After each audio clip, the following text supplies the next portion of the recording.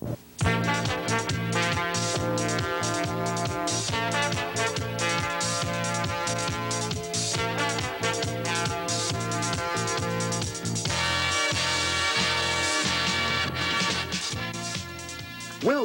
to Fishing with Castaway Coolers, a fishing show covering the lakes and streams in your backyard to some of fishing's more exotic locations with a guy that really knows how to catch them. Your host and guide, Joe Castaway Coolers.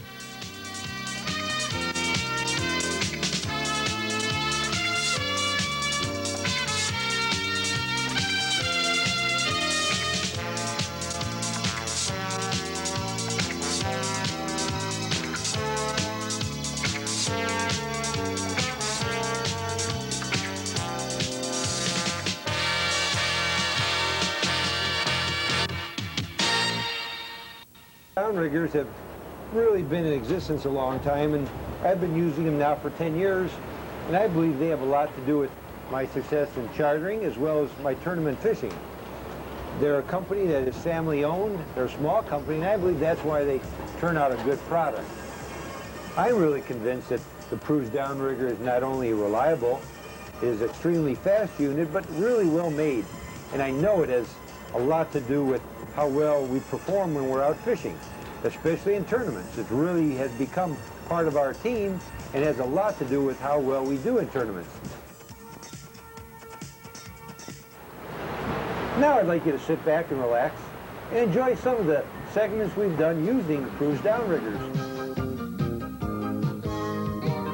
How clear the water is. It's really rolling out here. But if you can put up with this rough water, you can really get into some nice fish. And you know, you don't get seasick, do you? No, not on a boat like that. No. Oh, here goes one now. We got to be hooked on something. Whoa, man! Holy cow, what a fish. Geez, we're going to have to... Okay, move this rod here, Phil. Wait to the right.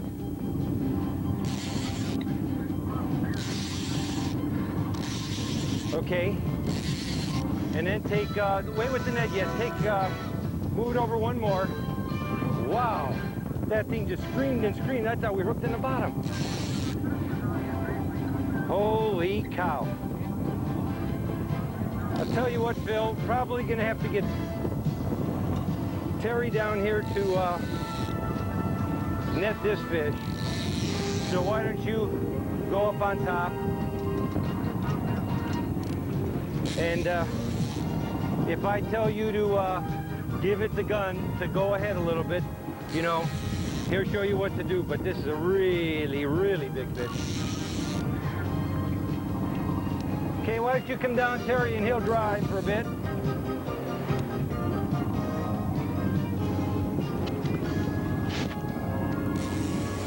Oh man, what a fish.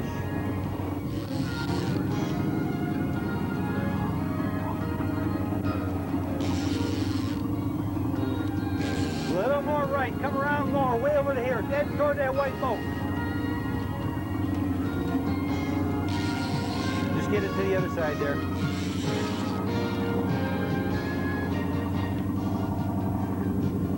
Oh, okay, straighten it out now, a little bit to the left. Give it a little bit of gas. Terry, why don't you go up, okay, that's a little more, keep going. Just keep going, keep going, keep going. Keep going. Keep going. Okay, he's up. Keep going, keep going. Just keep doing that. Go that way.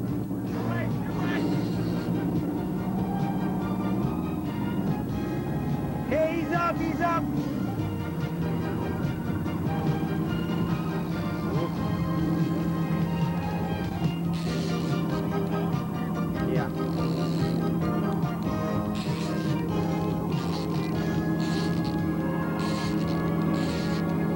Get her down.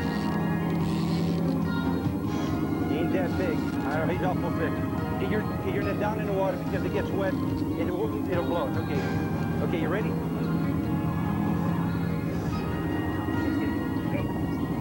Okay, now lift. Oh no, wait a minute. Get it wet, get it wet. down in. Now lift. Lift hard. I know this. Okay. We got it. All right. Whoa, man, look at the size of this, Terry. Woo! Oh, wow. Look at the size of that fish. Gee whiz. Thick, look how dark he is. Whew. Well, we indoctrinated Phil in driving a boat. Oh. Okay. Pretty heavy fish. Mature. Oh boy, that's probably about, I'd say 36 pounds, somewhere in that neighborhood. Really, really thick fish.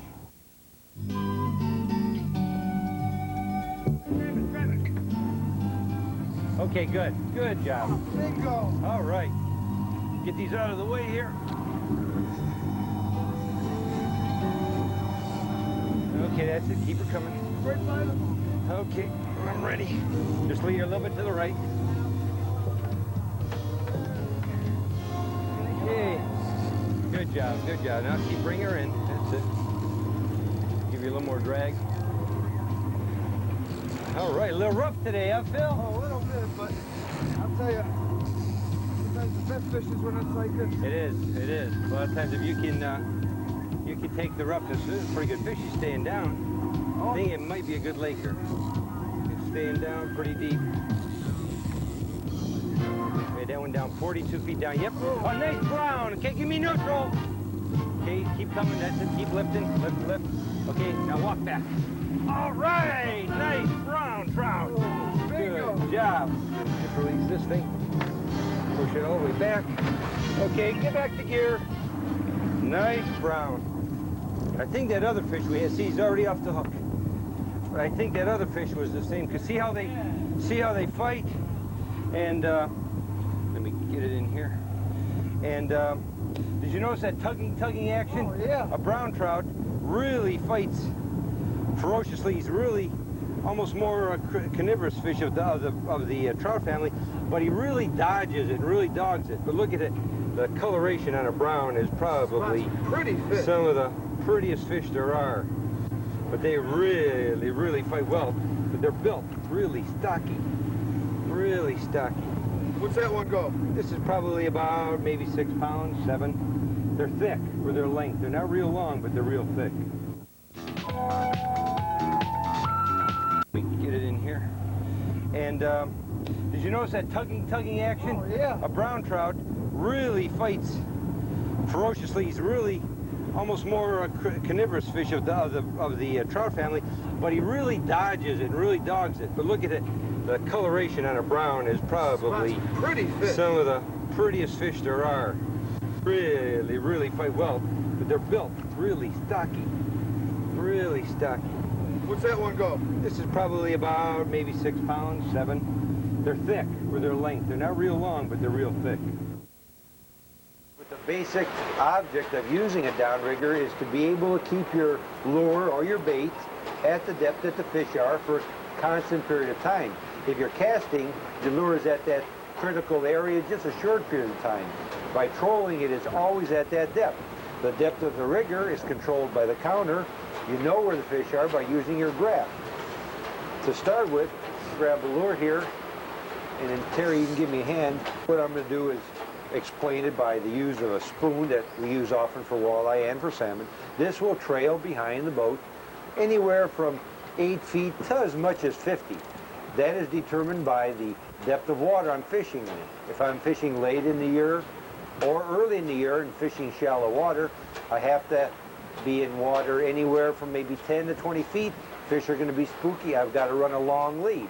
I might go as far as 100 feet or 150 feet. But basically, through the year as an average, I'm no more than 8 or 10 feet. I'll let that 8 or 10 feet behind the ball.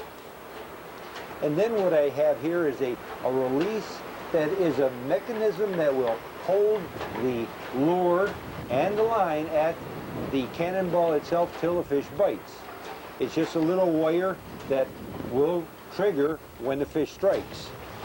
What I will do, because I'm using a black release that will not actually lock the line in, so I have to tie, sort of speak, a knot. But all I'm going to do is take and spin that line so that when it is in the release, it holds tight. Otherwise, when my rigger goes down and I crank down my reel to put a nice arch in it, it will just keep sliding that lure up to the cannonball.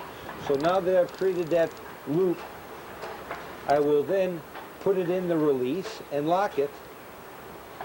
Now I can, you want to let that down in the water there, Terry, just out of the way. What I will do then is just lower my downrigger down to the depth that I want it at. I then put the rigger or the rod in the rigger and crank it down so it's under tension, so when the fish does bite, that will pop out. I then bring the rigger back up. And another really unique thing that Cruz has come up with that I've used on all my riggers is called an auto stop. And what it does is I preset by using a little piece of shrink tubing on the cable to a distance that I want that rigger to stop at. My riggers that are out to the side are right at waterline. The riggers behind the boat are just so it's maybe about a foot from the top of the rigger itself, but it automatically stops it. The rigger is down, I push the button, it comes up and automatically stops where I want it to. But what is really good is when I'm fishing and using a lot of rods, I can go to another rigger, get another rigger, work on another rigger, take the hook out of a fish. In the meantime, that rigger is coming up, it's coming to a spot, and then turning off. You could let it go and let it just keep whining and whining until it throws the breaker, but that's going to wear down on the gear. So this auto stop, which is a new thing that Cruz has come up with, has really saved me a lot of time. It gives me more fishing time, gets that lure in the water quicker and faster, and lets me do the things I need to do to produce fish.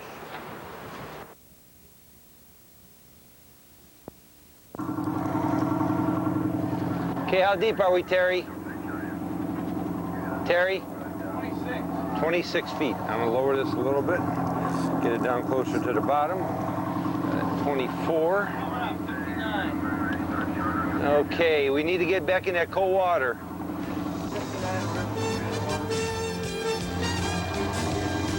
Good fish? Good.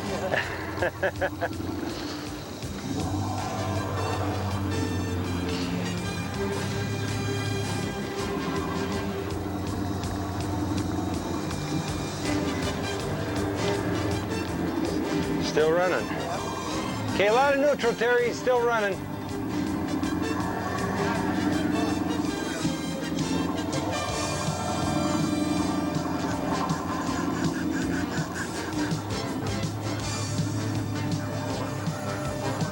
That's it.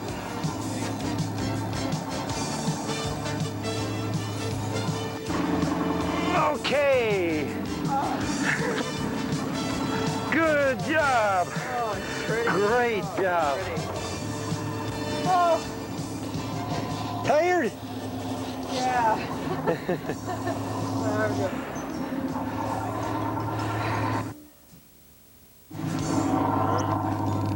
Okay, come on.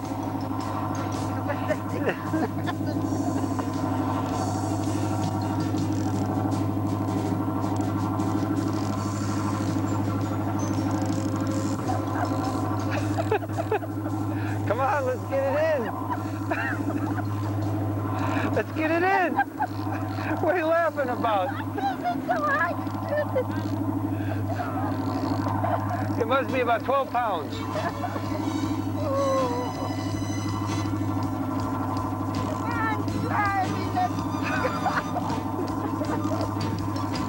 Keep it coming. Today we needed to get it in here.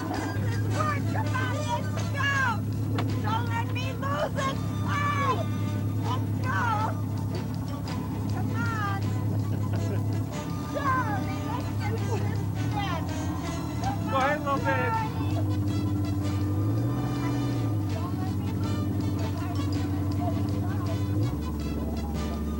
Okay. Oh, go ahead.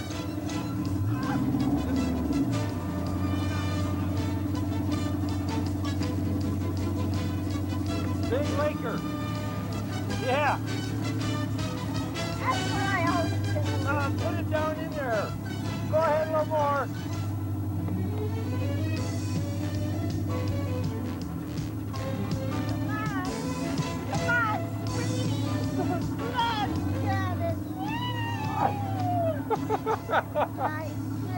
Okay, walk back. Come on, move back.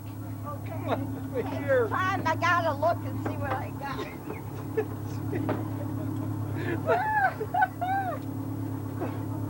Oh, it's a beauty. Oh, that's beautiful. Lots of fish in here, lots of fish.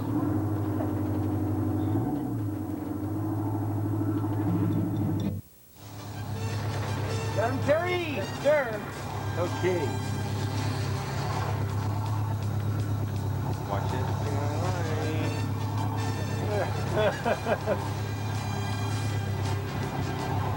Oh, he smacked it. He did. Looks pretty brown. Looks pretty dark.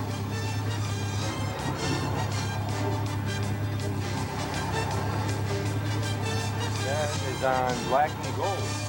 You put that on there, and I thought about not putting that on.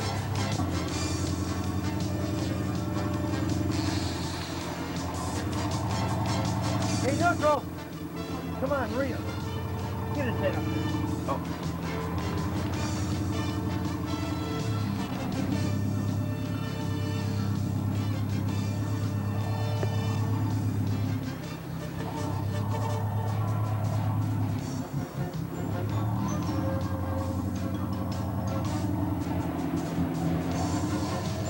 Ahead.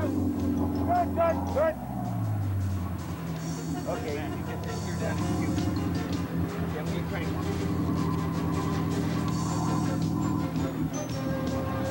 All right. Kick gear. Oh, beautiful fish there. Wow. Oh, man. Great going there, Terry. Woo. Nice fish. Okay. Well, let's get that in the cooler. And we'll get another one. Put you on. You got one, Terry?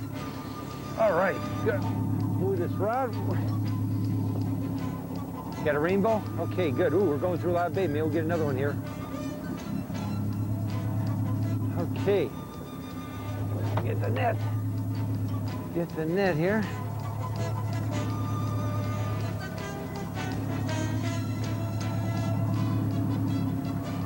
Okay, bring him right up through the middle. That's it, keep him coming. Keep him coming. Okay. Good going, Terry. Good going. Oh, nice. Rainbow. A black and gold yak again. Ooh, oh, is he hooked well? Good. Oh, wow. Yeah, you got, I might need the players, yeah. Sure, on the other side. You want me to grab them? Let's see, I got it now. Oh, yeah.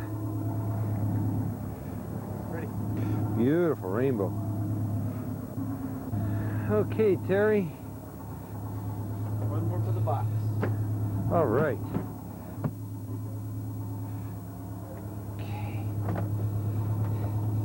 Nice rainbow. Beautiful fish. Okay, Terry, that's it. It's black, gold, green, but it's got a white back, which is important too. Sometimes it's silver back. And I had that down 15 foot, so I got to run it way back. That's a yuck lure. It's doing a pretty good job today. Yep. Okay, About the third fish. yeah, I'll get it down on this side here. So I'm going to run it back probably about maybe 40 foot behind the ball because we're running it shallow.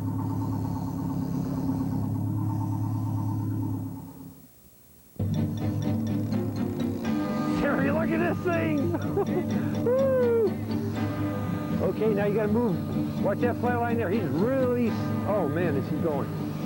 Whoa! Jeez, look at that reel. Better tell Linda to slow the boat down a little bit. Wow. Okay, get that out of there. Wow. Oh man, did that hit. Now that's on the same color, black, gold, green, just down 15 foot, so they're up high. This water's cold. I've got all I can do into this thing. Wow.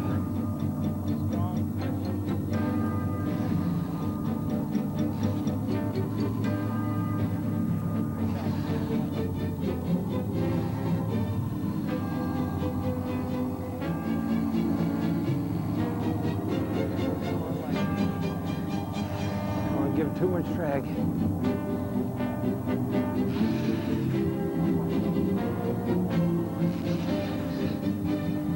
See, you gotta reel down faster. Ooh, faster than you're pulling. And you gotta reel down faster than you lower your tip. Okay, here we go now. I'm ready. I'm ready. Ooh. Oh, he ain't. He ain't or ain't. No, you'll be okay.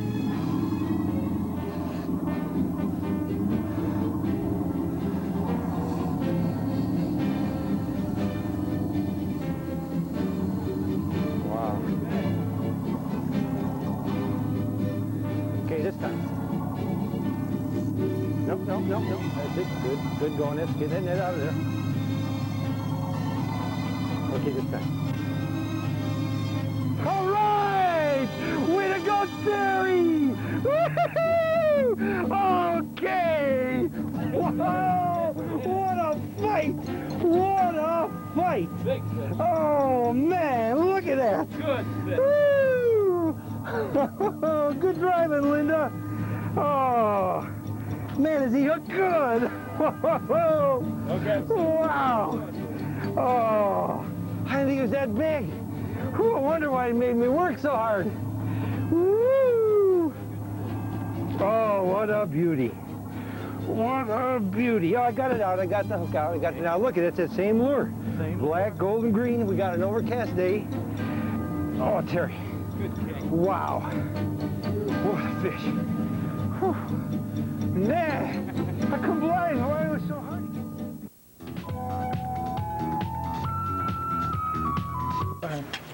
I'm gonna get these fish clean, Phil. Well, don't do it till I get over here and watch you. Let me see how Okay. it's done. Okay, what I'm gonna do, first thing I'm gonna do is I'm gonna cut in and cut all that belly fat out, because if there are any contaminants at all, they're gonna be in that belly or in the skin in that fat. So I cut through the belly first, then I cut down right to the rib and to the backbone, and then I cut along the backbone, okay? Across to here, and I stop at the tail. Now I flip it over and I've got my fillet, and I lay down the knife right along the skin to get rid of that skin, and I just slide it right across, like so. You make it look so easy. It is if you have a sharp knife, and that's really the secret, is having a sharp knife. Then all I do is I'll go back and I'll get rid of the rib cage. So I've got rid of any contaminants, I've got rid of all the bones, and now I'll have a fillet. And this brown trout, like I said, is probably the best eating of all the ones we caught. And now I have a solid fillet. There's no contaminants, there's no fat in it, there's no bones in it, and it's ready for there is a little row of bones in through here, but those will cook up, and those you won't even, you know, they're really soft, so. No bones about it. Okay, again, I cut down to the back, and you can do this on a lot of different species, but it's really good on trout and salmon. And I'm just cutting, what I'm doing is cutting, see, through the ribs. At that point, I'm leaving the backbone there, but I'm cutting along the ribs, and I'm going to cut out, and the reason I don't cut the fillet all the way off is because I want to have something to hold on to, so that's the reason I don't cut, you know, the fillet completely off, but I just get it to the very base of the tail, and then I stop. So now I've got something to hold on to, so that when I go down, I take it, and all I do is really just slide it right across. And now I've got the fillet. Again, I go back. See, there's eggs. It's going to spawn this fall. I go back and just cut. What I'm doing is taking a knife and kind of laying it across like this. And I come across and just fillet right along the edge to get those bones off. And now I've got completely clean fillet. At least it was going to spawn this fall. Right. Now I'll grab another one here. Give me a rainbow, and I'll do a rainbow.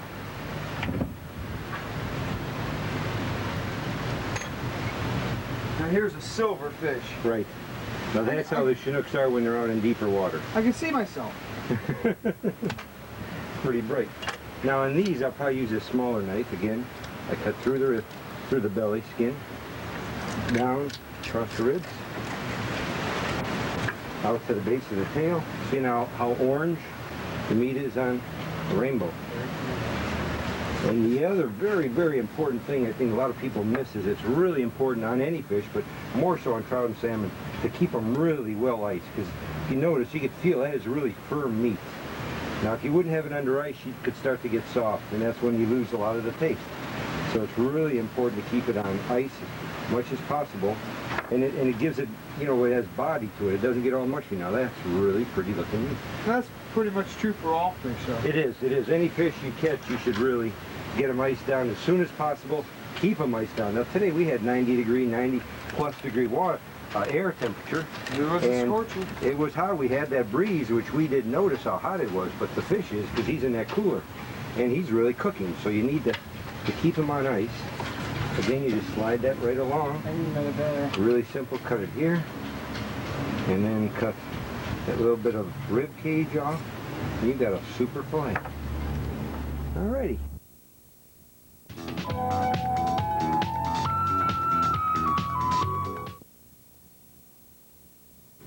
Funding for today's program is provided by Lakefront Boat Repair, the experts in boat restoration and repair. The A-Team, Atlas Van Lines and American Van and Storage. Willie Products, helping every fisherman to fish like a pro. Weldon Tackle, makers of the famous original walleye dinner winner. And King, the first name in marine electronics.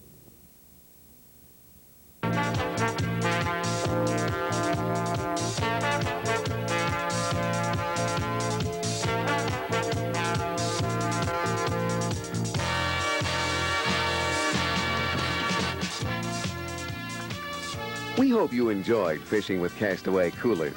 And be sure to join us again next week at this same time for more Fishing with Castaway Coolers.